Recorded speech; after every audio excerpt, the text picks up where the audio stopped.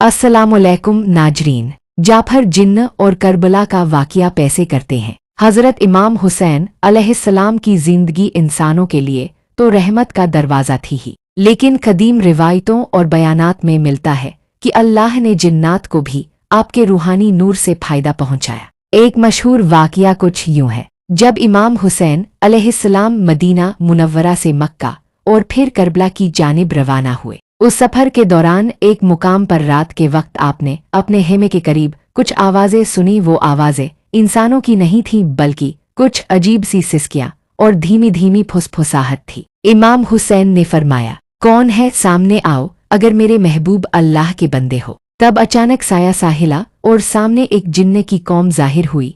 उनका लीडर आगे बढ़ा और आदाब अर्ज किया। वो बोला, या अबा अब्दुल्लाह, हम जिन्न की कौम हैं। हमें हमारे बुजुर्गों से मालूम हुआ है कि आखिरी ज़माने में एक नेक और पाक बुजुर्ग करबला में शहीद होंगे, जिनकी शहादत पर जमीन और आसमान रोएंगे। और जब हमने आपका नाम सुना, आपकी खुशबू महसूस की और आपकी आवाज़ सुनी, तो हमें यकीन हो गया कि वही आप हैं। या इब्ने रसूलुल्लाह, इजाज़त दीजिए हम आपकी नुसरत करें। हम जिन्न हैं, इंसानों को दिखे बगैर लड़ सकते हैं, आपकी हिफाजत करेंगे। नहीं, मेरा मकसद जंग नहीं, मैं अमन चाहता हूँ। अगर मैं चाहता तो फरिश्तों की फौज उतर आती, लेकिन मेरा मकसद इंसानों को हिदायत देना। हज़रत हुसैन अलैहिस्सलाम ने बहुत सुकून और नरमी से जवाब दिया है और आगे चल दिए। जब यजीदी फौजें इमाम हुसैन अलैहिस्सलाम को करबला के तपते हुए मैदान में घेर चुकी थीं, हर तरफ जुल्म, प्यास, दर्द और कुर्बानी की फिजा थी। इंसान तो इस मंजर को देखकर कांप रहे थे,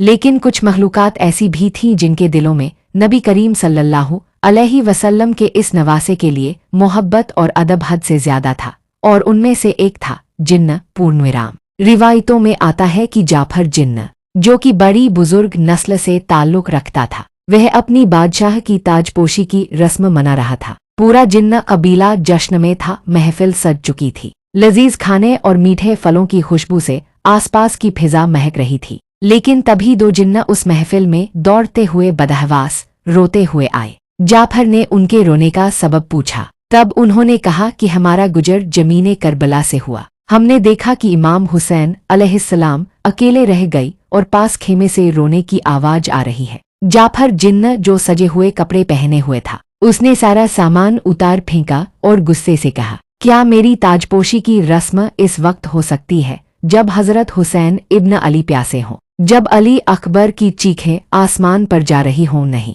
जाफर जिन्न अपनी रस्म रोक कर करबला की तरफ निकल पड़ा, मगर जब तक वो पहुंचे, करबला का मंजर बदल चुका था। हर तरफ खामोशी थी, खून था, जले हुए खेमे थे और लहूलुहान लाशें। जब जिन्न ने इमाम हुसैन का सर अनवर यजीद की तलवार पर देखा, वो जमीन पर गिर पड़ा और बोला, या हुसैन, हमें माफ कर दीजिए, हम देर से पहुंचे, लेकिन अब हम हर साल आपके गम में मातम करेंगे। उस दिन के बाद से जाफर जिन्न कबीले ने कसम खा ली, हर साल 10 मुहर्रम को जंगलों, वीरानों और पहाड़ों में मजलिसें करेंगे, अपने बच्चों को हुसैन की मोहब्बत के साथ पालेंगे। आज भी कहते हैं, जब मुहर्रम की रातें आती हैं और इंसानों की मस्जिदों और इमामबारों में मजलिसें होती हैं, तो वीरानों और जंगलों में जिन्नों की मजलिसें भी होती हैं। वहाँ नौहे पढ़े जाते हैं, मातम किया जाता है और हर कोई कहता है, या हुसैन, हम नहीं थे करबला में, लेकिन अब हर साल तुम्हारे गम में जिएंगे।